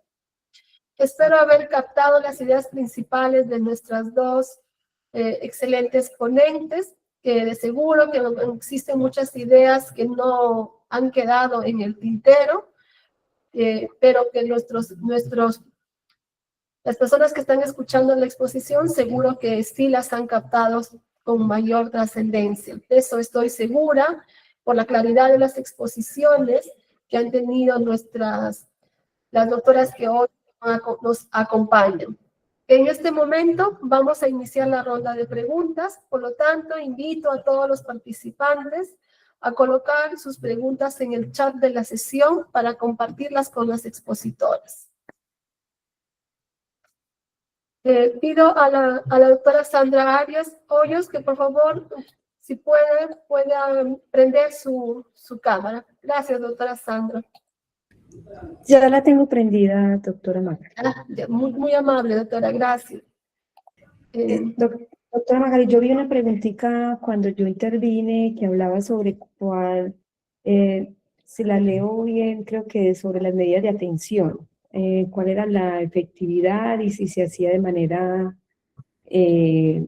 ágil, creo que estaba ahí con la preguntita. Sí, hemos podido captar algunas preguntas, doctora, durante su intervención y en este momento justo le voy a trasladar una que hizo la doctora o nuestra participante, Kaylee Lorena Ordóñez Mesa, justamente dirigida a usted, doctora, y la traslado en este momento.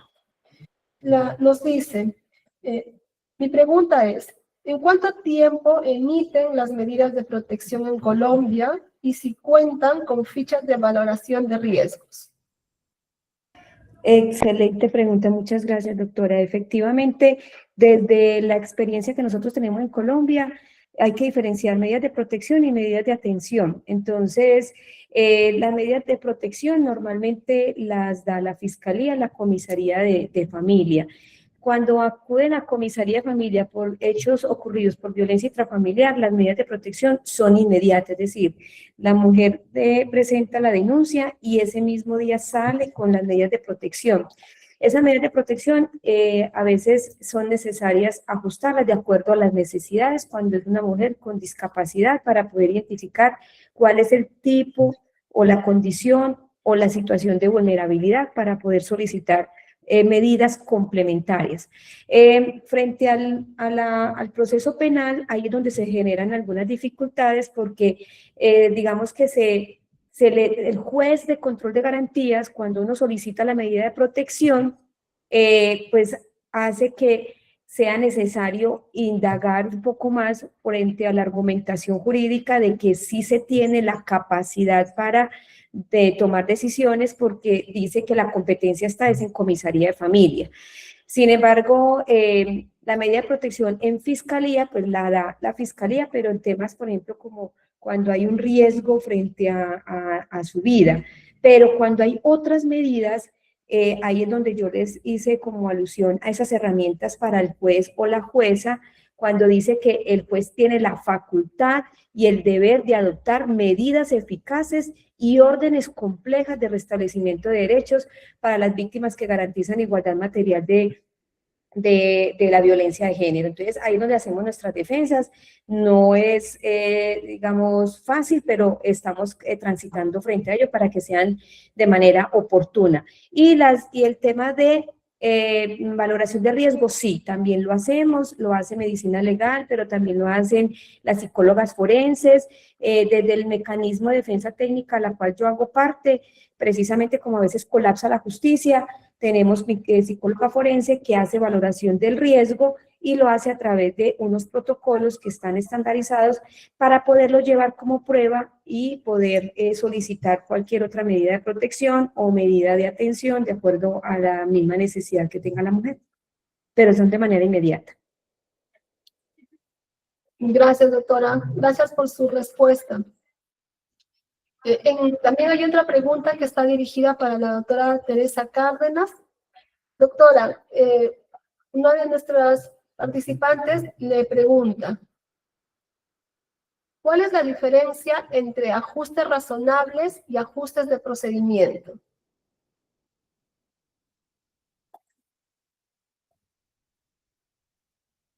Doctora Teresa Cárdenas.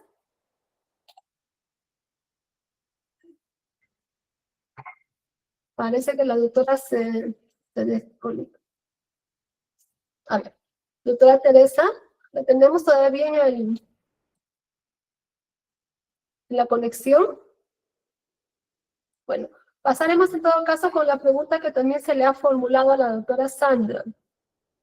Nos dicen, ¿cuáles son los ajustes razonables que deben considerarse durante un proceso penal cuando la mujer es víctima y además tiene discapacidad? También muy buena pregunta. Precisamente cuando nosotros empezamos con el proceso penal, desde el rol que estemos dentro del mismo, dentro de la misma actuación procesal, por ejemplo, si estamos hablando de la representación judicial, desde ahí empezamos a identificar la necesidad de hacer esos ajustes razonables. Por ejemplo, cuando la mujer llega al mecanismo de defensa técnica y se le asigna una abogada, la abogada lo que hace es el primer contacto con la mujer y cuando tenemos ese primer contacto, que es normalmente por vía telefónica, ahí donde tenemos que buscar la contextualización, porque los casos cuando llegan no tienen todas las particularidades. Entonces, cuando tenemos esas preguntas claves para saber cómo se desplaza la mujer, si tiene alguna situación que le impida poder llegar o acercarse para la entrevista, si tiene alguna limitación, bueno, se le hacen unas preguntas y ahí empezamos a identificar si es una mujer que tiene una situación de vulnerabilidad. Ahí empezamos a hacer los ajustes porque entonces buscamos el traslado a través de un medio de transporte para que pueda llegar a la entrevista con la abogada. Inmediatamente llamamos a la psicóloga para que nos acompañe en entrevista en dupla, para conocer cuáles son las necesidades de esa mujer. Inmediatamente hacemos oferta de ciudad, es decir, empezamos a buscar cuáles son las ofertas de ciudad para poder garantizarle a la mujer que tenemos en ese momento en situación de discapacidad poder ir a tocar puertas de acuerdo a salud, de protección, lo que se requiera en temas de un lugar seguro. Entonces, ahí también lo hacemos de manera inmediata y ahí también hacemos el litigio estratégico porque como ya conocemos las necesidades y las condiciones de la mujer, le vamos a hacer solicitudes a la fiscalía a través de esa incidencia, diciéndole, vea, señor fiscal, señora fiscal, ojo con esto, enfóquese, aquí hay unas situaciones que son relevantes que usted tiene que tener en cuenta, porque a partir del conocimiento del fiscal, como lo decía inclusive la doctora Teresa que me antecedía, ahí empieza también la necesidad de hacer unos ajustes razonables, porque entonces la fiscalía tendrá que garantizar la comparecencia, la participación, velar porque la mujer pueda tener un acompañamiento para poder recibir su declaración, su ampliación de la denuncia, o si es necesario dentro del plan metodológico utilizar un perito, un psicólogo, bueno, ahí empiezan los ajustes. Y en juicio, a través del juez, también poder hacerle ver al juez la necesidad de que aquí tiene un litigio estratégico con un enfoque diferencial totalmente distinto y empezar a hacer esos ajustes de acuerdo a las necesidades para poderle garantizar a la mujer la participación efectiva dentro del proceso. Eso es, digamos, como aprendizaje-error, pero precisamente es evidenciar la necesidad de que algo que no está regulado, porque a veces no está regulado dentro del proceso penal, cómo adelantar un proceso penal con personas en situación de vulnerabilidad, con discapacidad y violencia, somos nosotros los llamados a, en ese momento, empezar a pensarnos cómo poder garantizarle a esta mujer todos sus derechos, y entre ellos la justicia restaurativa, la oferta de ciudad y los acompañamientos. Entonces, sí se hace de esa manera. Gracias, doctora, por su respuesta. Doctora Teresa, ya la tenemos con nosotros. Doctora Teresa, se le ha formulado una pregunta que en este momento le traslado. Nos dicen, ¿cuál es la diferencia entre ajustes razonables y ajustes de procedimiento?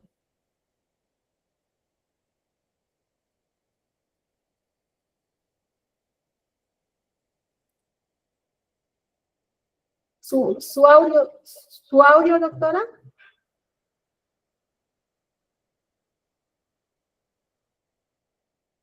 No, no se le escucha.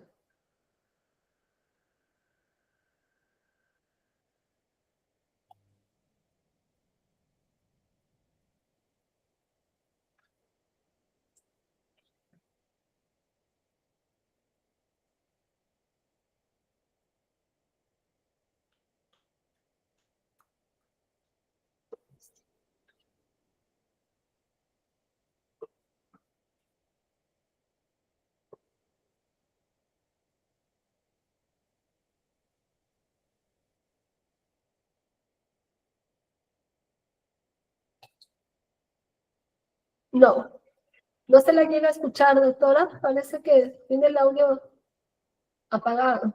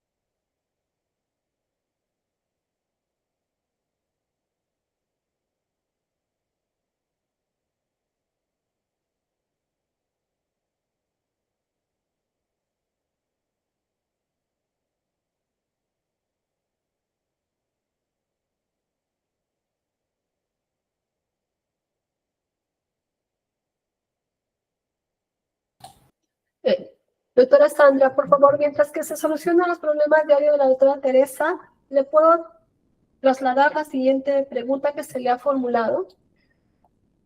Claro que sí. Gracias, doctora. Nos preguntan, ¿por qué el litigio estratégico es una herramienta para proteger a las mujeres víctimas de violencia que están en situación de discapacidad? Bueno, cuando hablamos de litigio estratégico, o sea, todos los casos tienen una forma de litigación, ¿cierto?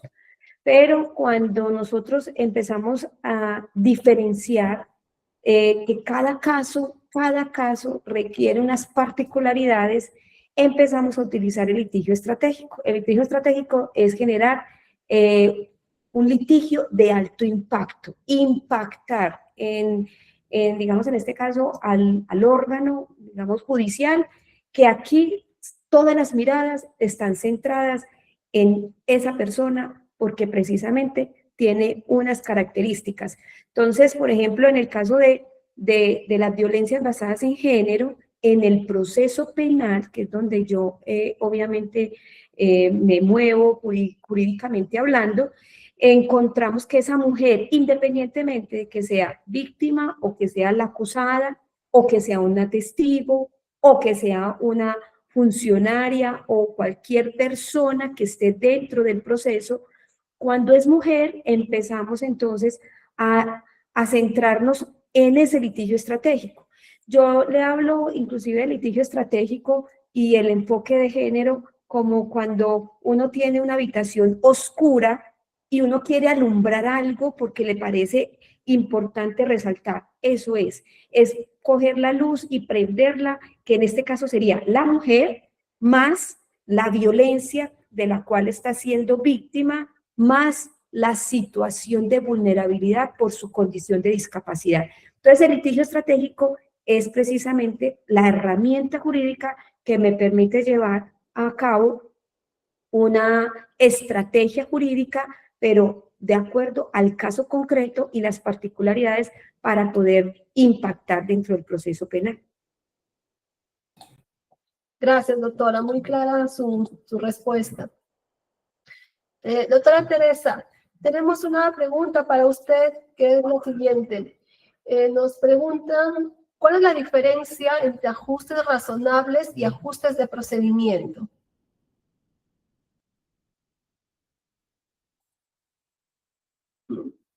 Doctora, continuamos con el problema del audio. Doctora Teresa, persiste el problema del audio. No le escuchamos.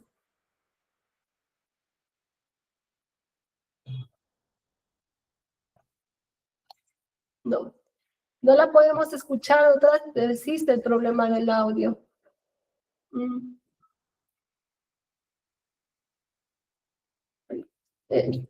Estamos seguros que no va a ser la primera ni la última vez que vamos a contar con la presencia de nuestra expositora, la doctora Teresa Cárdenas Puente, para que nos pueda ella en algún momento manifestar las respuestas a las que les hemos planteado, pero por circunstancias del horario y tiempo, consideramos prudente que sigamos con el programa de nuestra de nuestra exposición. En este sentido, habiendo terminado ya las exposiciones y la ronda de preguntas, agradecemos sinceramente a la abogada Sandra Milena Arias Hoyos y a la abogada Teresa Cárdenas Puente, quienes nos han acompañado en esta tarde, en esta valiosa conferencia. El PPOR 1002 agradece su participación porque estamos seguros que su experiencia nos servirá a cada uno de nosotros que nos acompañan en esta tarde. Agradecemos también a nuestros participantes por haberse conectado. Muchas gracias y tengan ustedes muy buenas tardes. Muy buenas tardes, doctora Sandra Milena, un fraternal abrazo a la distancia de este país peruano que tanto para el país hermano colombiano en su persona. Muchas gracias, doctora. A todos ustedes, muchas gracias. Espero poder contar con ustedes en otros escenarios. Una feliz Gracias, muy amable, doctora.